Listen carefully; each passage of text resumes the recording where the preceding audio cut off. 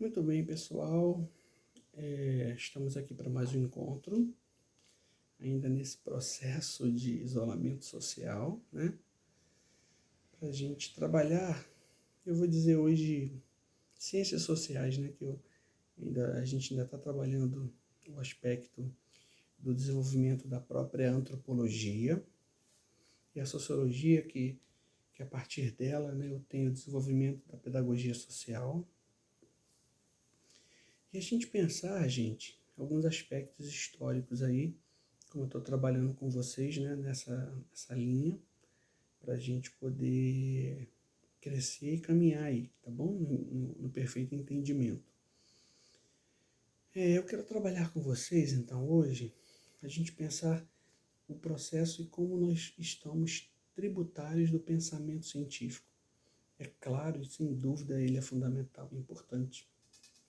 Mas como essa dependência desse pensamento puramente e estritamente racional, científico, ele advém, sobretudo, do momento histórico conhecido como iluminismo.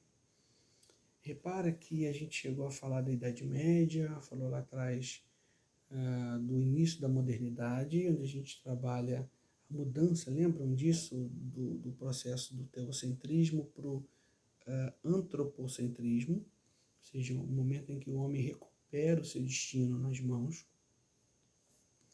Só que essa coisa vai caminhando, e sobretudo no século XVIII e XIX, ao ápice, a emergência desse pensamento científico. Só algumas informações para a gente encadear as ideias ainda. Repara que eu tenho lá atrás a Reforma Protestante, né, no século XVI, 1517, mais ou menos ali. 100 anos depois, praticamente, um pouquinho mais, 101 anos depois, acontece um conflito religioso na Europa,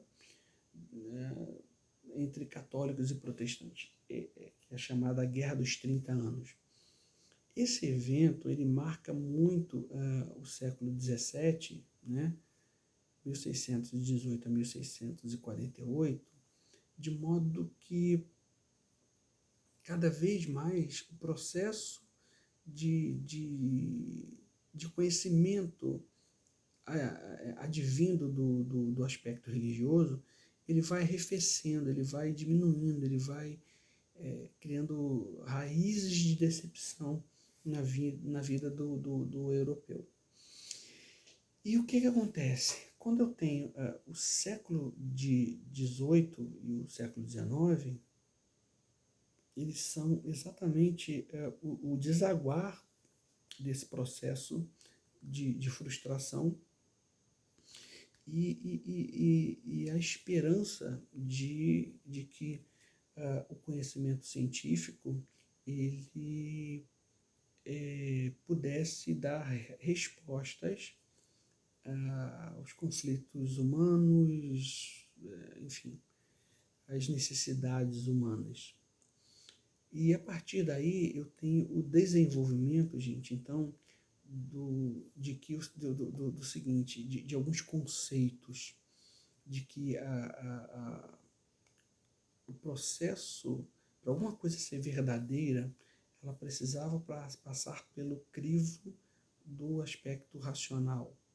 O iluminismo é conhecido como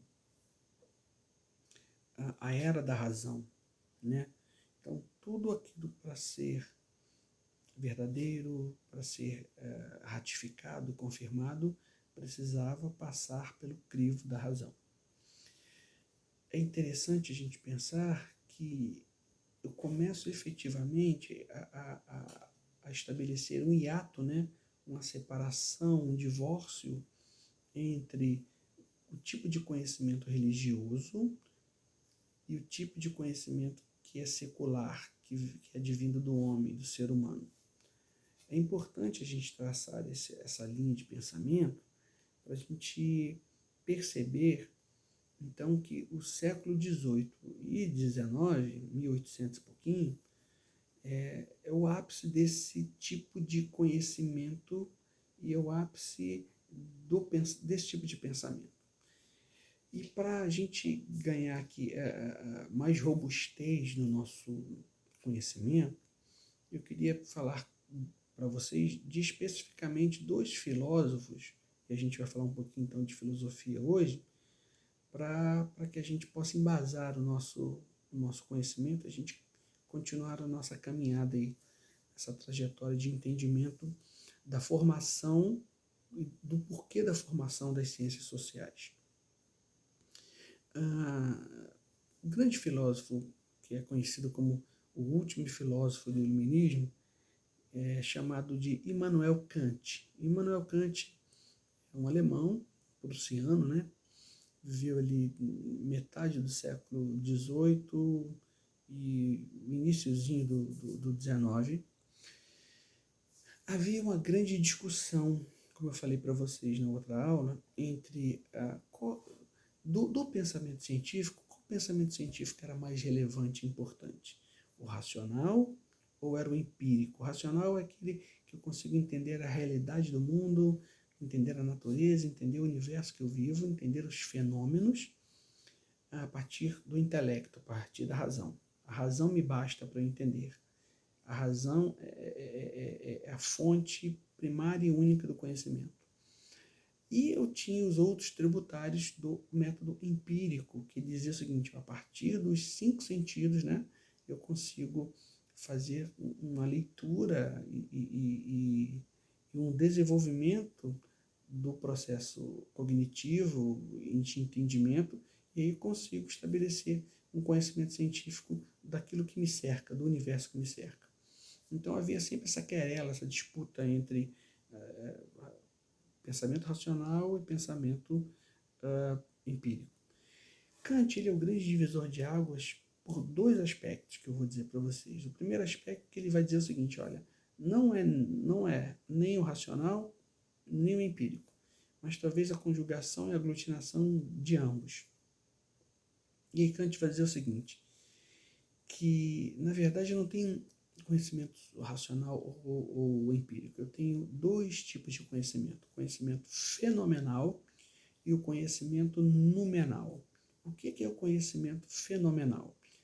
É aquele que é a partir dos fenômenos, por isso fenomenal ou fenomenológico, a partir dos fenômenos, a partir daquilo que eu consigo perceber, tocar, fazer uma leitura racional, eu consigo ver, eu consigo estabelecer leis físicas, leis universais.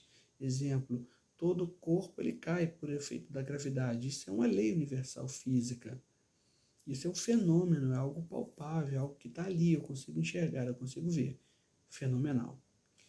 Esse é o tipo de conhecimento kantiano. E eu tenho um outro tipo de conhecimento que é importante, que existe, mas que eu não consigo tocar, ele é incognoscível, não é palpável, mas nem por isso não significa que não exista, que é o conhecimento noumenal.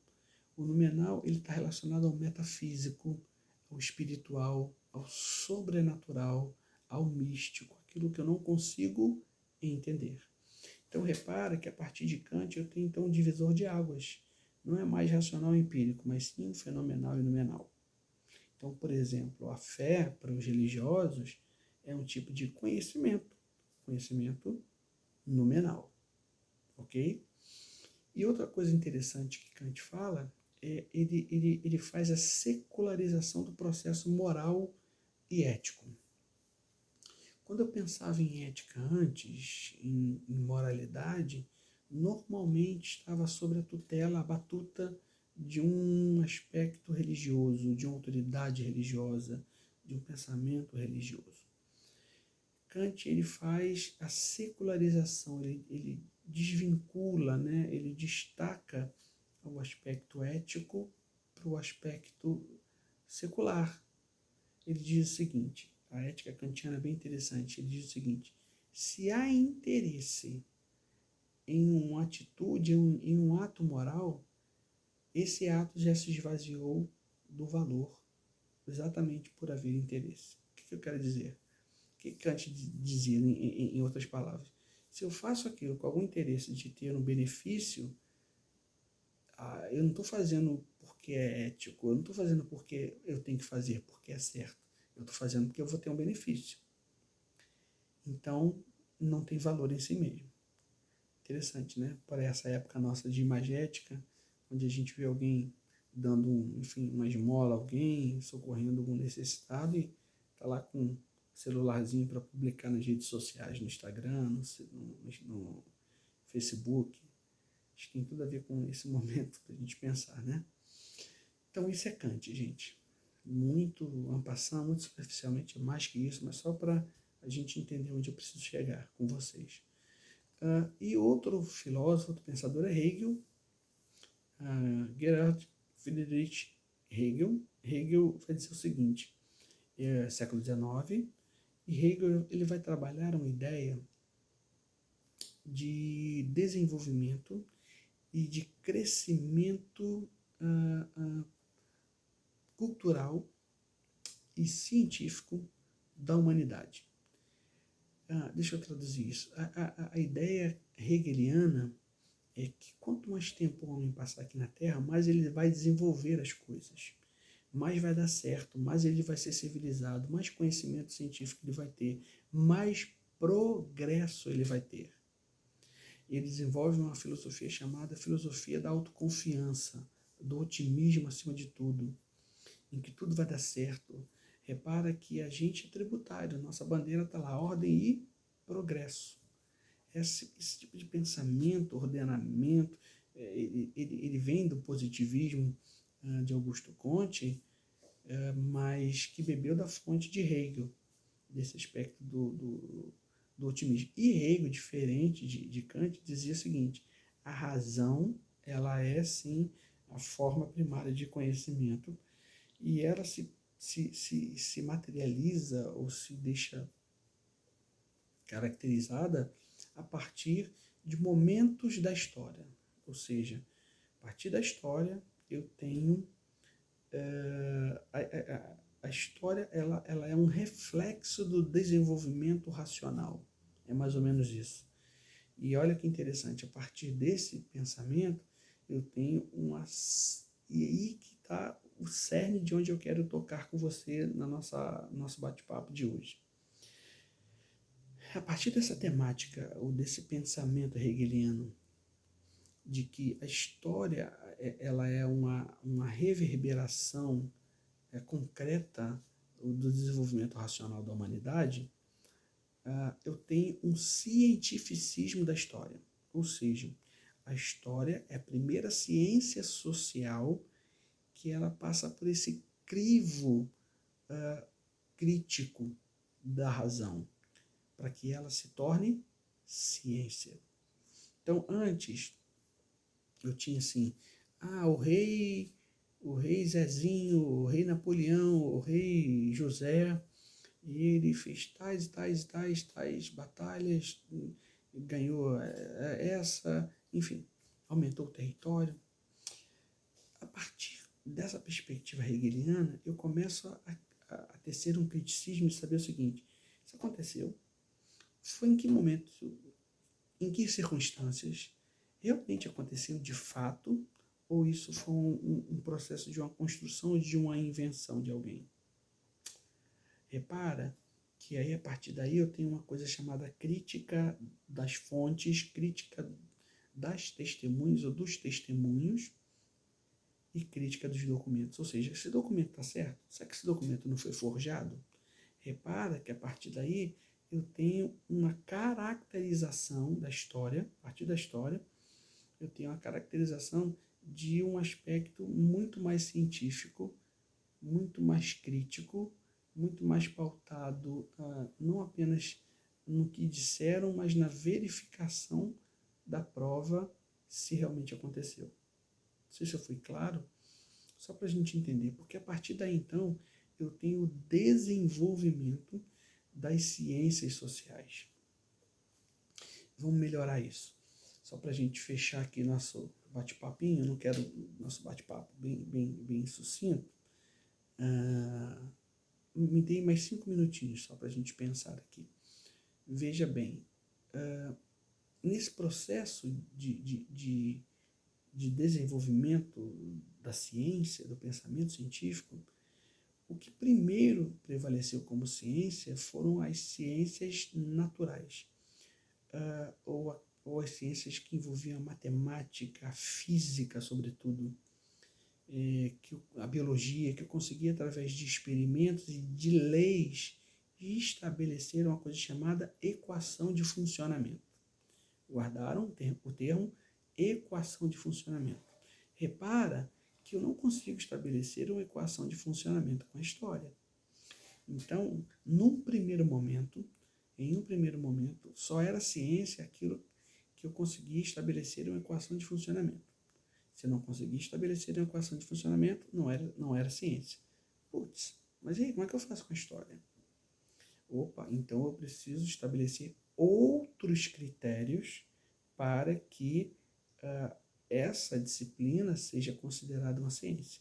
E aí advém uma série de arcabouços teóricos e metodológicos para que a história, e a partir da história, eu desenvolva outras áreas do saber que trabalhem as humanidades, dentre as quais a sociologia e a antropologia.